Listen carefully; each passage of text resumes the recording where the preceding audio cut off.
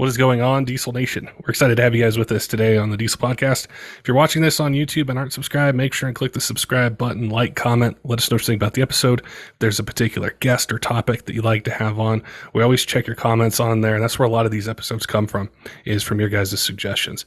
Today, I'm going to be talking with Spencer from Fass EGR Solutions, and they have a new kit for new trucks. I've never seen this product. I wanted them on. You guys actually had commented on YouTube and said, hey, get Fass on to talk about their EGR kits, which it's a way that they're able to filter the EGR gases before they get over into the intake. And the kit's completely serviceable as well. So I look forward to learning more about it, what trucks they have it for, what other models that they're going to be offering it for upgrades. So definitely looking forward to that. Before we get to it, though, I want to remind you, our friends at Kershaw Knives have a 40% off MSRP code for you.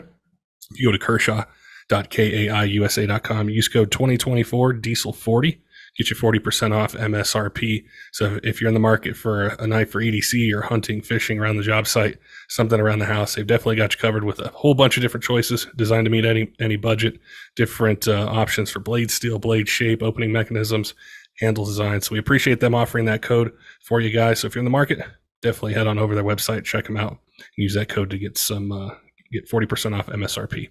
All right, let's get to today's episode with Spencer from Fass EGR Solutions and talking about these brand new kits that they have for diesel trucks. Spencer, welcome back to the Diesel Podcast. This episode I have been looking forward to since I saw you guys released a new product. I think it was at PRI in December. We've had questions, YouTube comments, people saying, "Hey, I want to know more about this Fass EGR solution." So, welcome back to the podcast. Look forward to learning about this new product you guys got.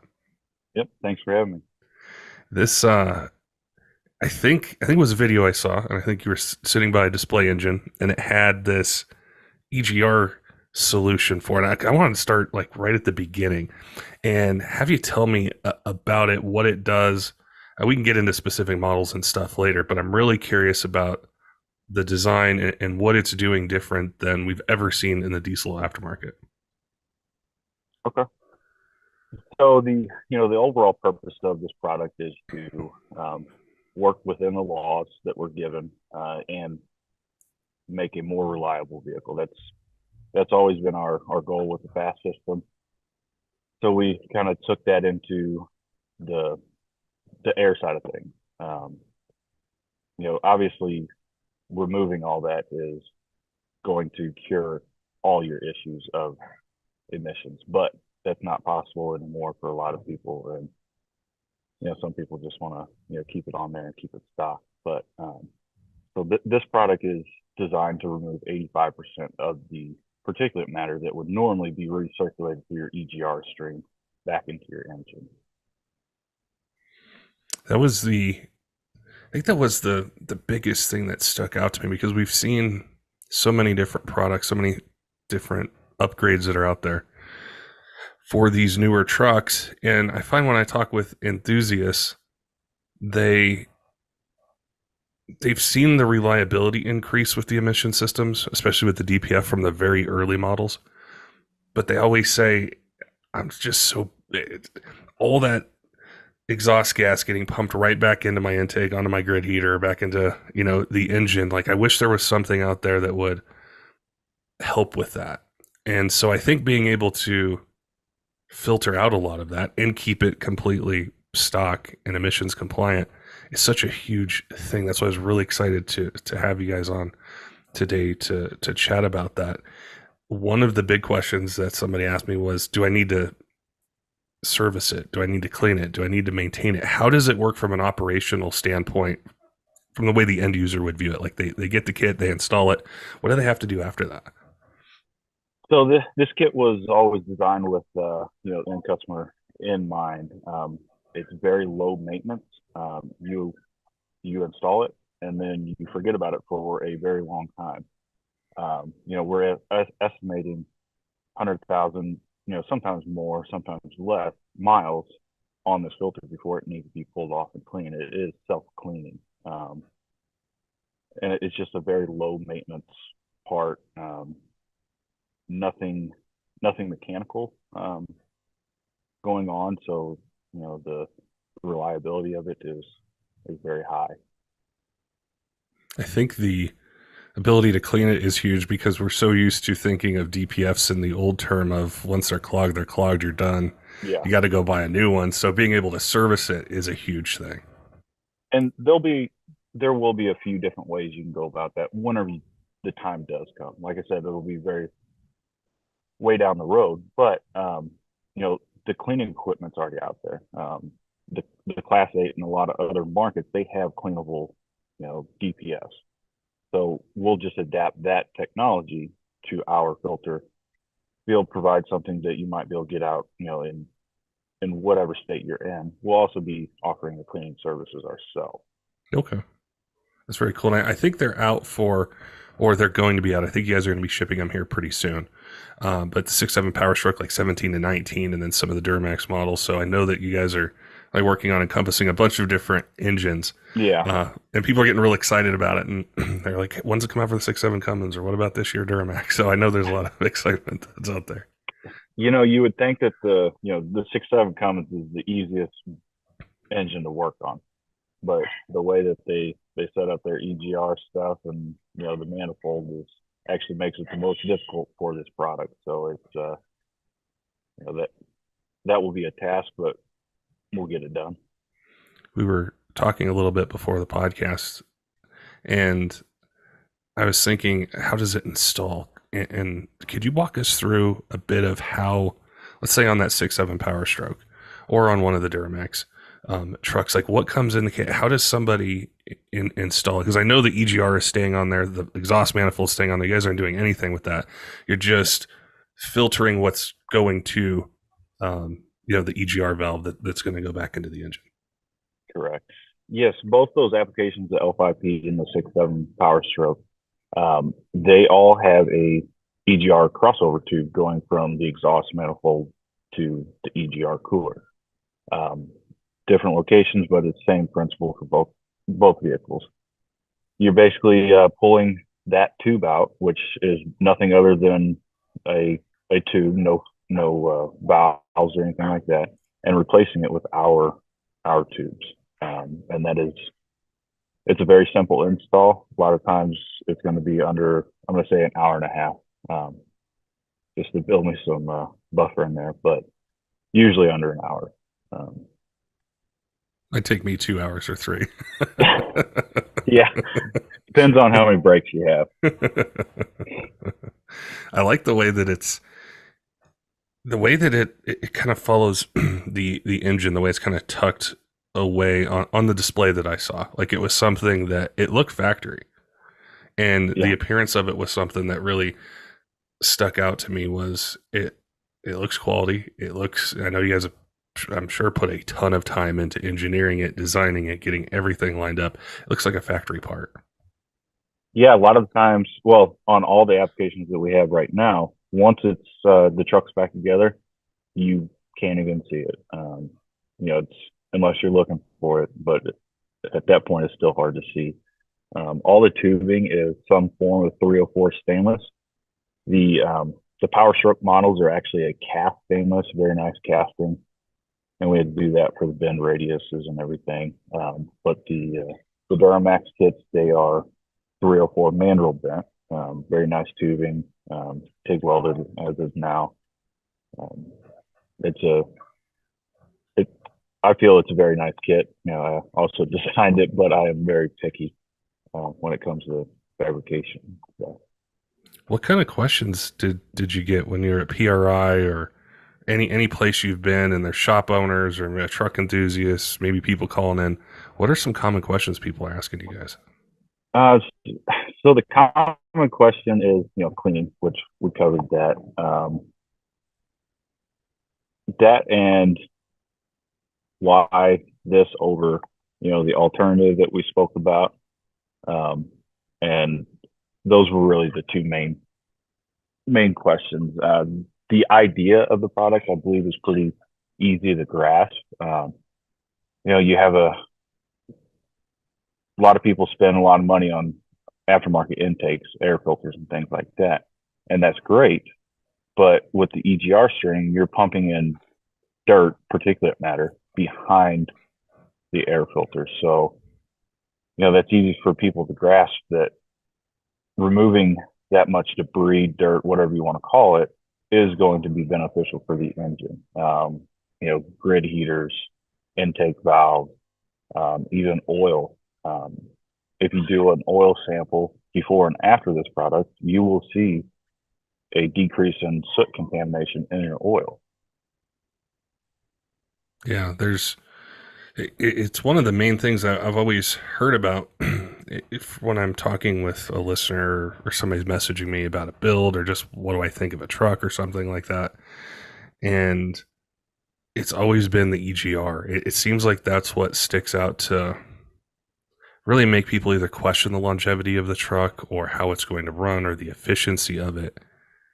And nothing's ever been offered for it. Like you guys are the first ones. And I think with at least our listeners and all the episodes we've done, they know that the way the parts used to be able to do, or the things that you could do before, it doesn't work like that anymore. We've had the shop owners on, we've had the EPA lawyers on, we've had all those sorts of things covered. So they're like, okay, well, what is going to come out that's going to help me get back to the reliability, the efficiency that I was accustomed to with diesel. So I think it's a major product that there's nothing else out there I've ever seen. And I think it's really cool because that's really the future of it is we can make these run more efficiently and make them last longer and be able to service the component. That's a win. We're all pretty excited about it. Like you said, I've never seen anything like this. I've done a lot of research to see if I could find something, but there was just nothing. And it's just, once I started working with it, it's just such a simple idea. Get a lot of the benefits while remaining legal by the law standards. What are you guys going to see what the market does as to whether you'd ever offer them for some of the older trucks like an LMM or some of the earlier models of the 6.7? Just kind of see where the market takes it. We're going to work backwards, but wanted to start working forward. So whenever people are buying these new vehicles, they might be more opt to put this product on there whenever the vehicle's new, keep it new for much longer. So once we get all the new vehicles up to date, we'll start kind of working backwards. But we also have Class 8 to venture into. That'll be a big market for us with this product because they've been hit just like us. So that's what I was going to ask you is this product can apply to so many other things other than just pickup trucks that are out there that are facing the same sort of stuff. So I imagine it's a huge market. Yeah, and honestly, the Class 8 would be a much larger market, but our bread and butter is pickup truck. That's what it's been with for Fass, and that's where that's what we enjoy to do. So we want to start there first, and we'll venture into other areas. I had a listener that had asked to have you guys on to talk about this, but he lived in California, and I wanted to just chat a little bit about when you're releasing a product. It could be this one, could be maybe something else you guys are thinking about. How do you have to approach being able to offer a product for the other 49 states and then the ones that are specific to California? Or how does that all work from your guys' perspective when you're doing a new product release? With a new product, it's a lot more time consuming. The carb is in process. It's just a lot more time consuming than what it would be with our Fass system since we've had that established so far. It's just taking a lot more time. They might actually decide that they want to do some testing themselves. So whenever they make that decision, we'll move forward with whatever we need to do. I don't have any doubt that it'll get approved because there's no tuning required. It's not changing anything. It's just simply removing dirt, which is the particulate matter, not changing what the EGR does. Right.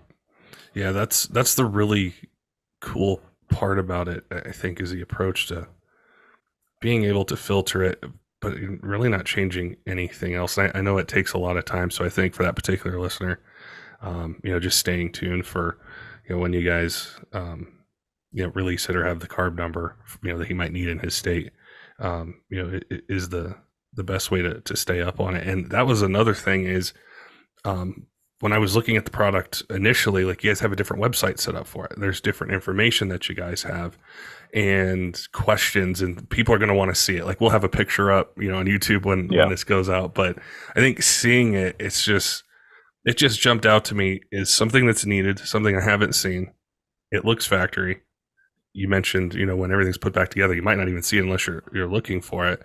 And I can service it long term. I would order one of these. I would put it on my truck if it was brand new, a couple years old. Maybe it's something like that, because I want to limit or keep the efficiency up as much as I can. So I would do it right away. Probably one of the first things I do. Yeah, most definitely. With the product actually going out there, what kind of time frame are you guys looking at for shipping them? And I think it's pretty close. I think it was a pre-order that you guys had on them.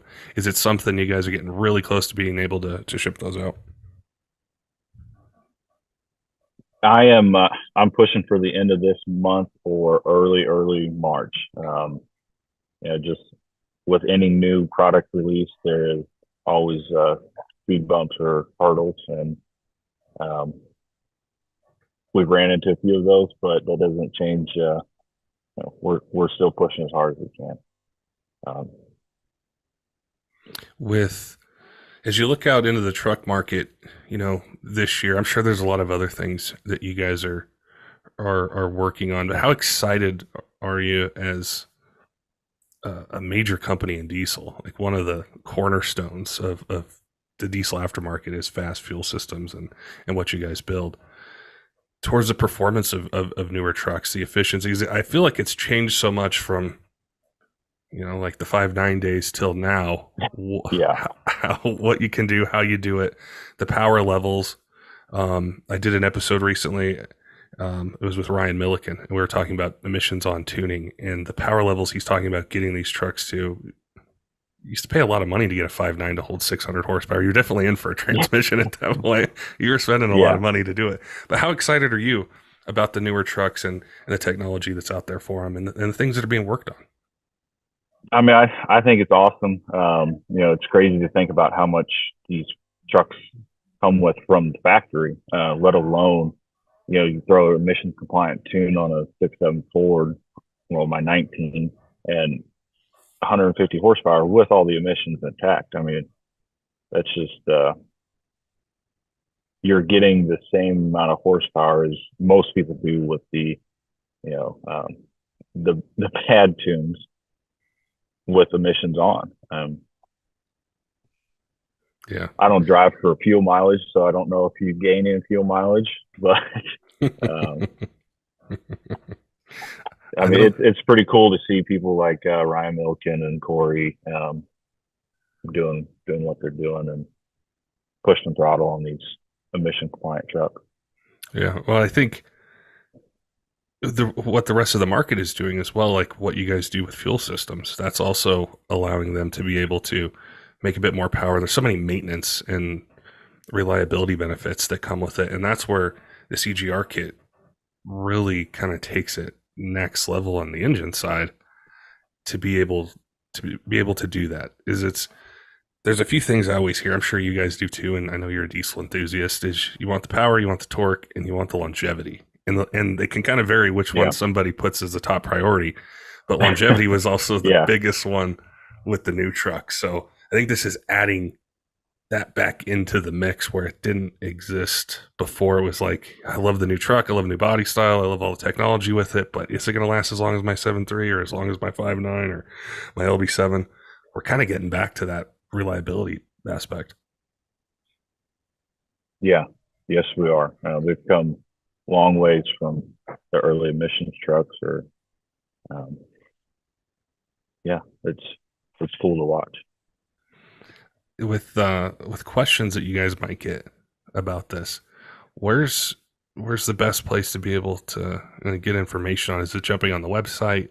Is it calling into you guys? I'm sure following you on social media, the different pages you guys have, there's a ton of great things there. But I always find there's specific questions, and I always forget to ask them when I'm doing a Yeah. podcast. I always miss Yeah. one, or there's one I never thought of. So what's the best way to ask questions about the product?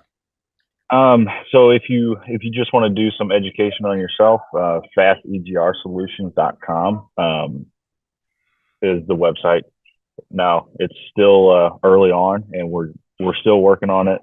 We have a 3D animation coming out pretty soon that will give you a visual of how everything works, along with a lot of information, just like our Fass fuel systems website. They'll mimic each other, so everybody will be familiar with it. Social media is definitely a great avenue. The marketing team does a very good job of doing videos, responding to people.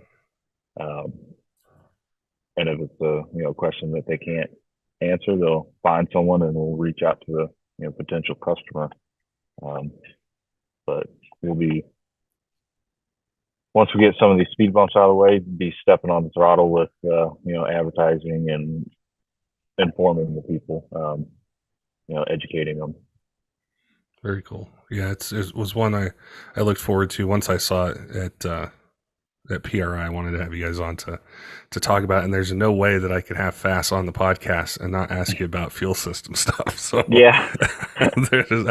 People will be like, we didn't ask them about the lift pumps. But last time we had talked about some L5P stuff, and there's some new things you guys have. So I wanted to just ask you a little bit about like what should we look forward to this year, if we're looking to do some upgrades on our truck or on the fuel system side. What's maybe new in 2024? So the newest things, we have a new sump that released for our like our signature series, or if you want to use it with something else. That's a dual port design, very large, probably the largest one on the market, so it holds a lot of fuel. As far as filtration side of things, we've released the L5P drop-in series, and then we also have one for a Ram and then 17 plus power strokes. I'd have to double check on the year range of the Rams, but we do have some for I believe the early fourth gens. Nearly every time I have a shop owner on and I'm asking them like, hey, what's the first thing I should do to my truck? Or, what's the first series of upgrades? Nearly all of them are like, well, put a Fass on it. Like almost all of them say that. So well, that's good to hear. They've gone through the benefits to it from the filtration standpoint and getting quality fuel to your fuel system, and with the expense of what a fuel system would cost if it gets contaminated. So I know they definitely do a good job educating, their customers out there. And then people ask us the same thing, and it's always been a no brainer. It's like that one of the first things you do, because it goes back to that longevity, reliability, and the capability. And it used to be associated with performance. You only needed this if it was for a high horsepower truck, but we've in the last 8 years we've really pushed education on this. It is beneficial for stock truck. You're not going to see the same benefits, all of the same benefits as a high horsepower truck, but it's good insurance for your fuel system because they are outrageous. That's where the education for me kicked in, because I used to always think of it as a performance upgrade, something I did when I needed to go from point A to point B. But then I got educated on why I should have put that on right away, because you don't know the fuel quality you're getting. You want the filtration, good quality fuel hitting your injection pump and your injectors and everything else. So it's really cool to see what you guys are working on out there. And this EGR kit, I think, is going to be huge. And I think when we sit down here and talk about it, it's going to be really cool to see how it progresses. And I think the market's going to receive it really well. So I'm excited. It's one of the few products I can think of popping up on my radar the last couple of years where I was genuinely excited about it. And it was something where I thought this would be one of the first things I'd do, because it addresses that long-term issue that nobody's been able to solve. Yeah. Especially legally being able to solve it. And so that's the key word. Yeah. So this is it. This is progress. So I definitely appreciate you chatting with us about it. Yeah, I appreciate you having me back on here. Don't forget, diesel fans, make sure and head on over to Kershaw.kaiusa.com. Use code 2024 diesel40 for 40% off MSRP. It's a great way to save some money, get some really cool gear for EDC or hunting, fishing, around the job site, around the house. They've got a bunch of different choices for knives, and they're designed to meet any budget. And there's a ton of choices for blade steel, opening mechanisms, blade shapes, different handle designs. So if you're in the market, definitely make sure and head on over and check them out. Also want to give a shout out to some of our Patreon supporters, Tyler Loewen of 23 Diesel, John J Cole, all of our other Patreon supporters, all of you who subscribe on YouTube podcast apps, follow us on social media. We appreciate all your support here in year 8 of the Diesel podcast and look forward to bringing you more of the content that you want to hear in 2024. Till next time, keep the shiny side up.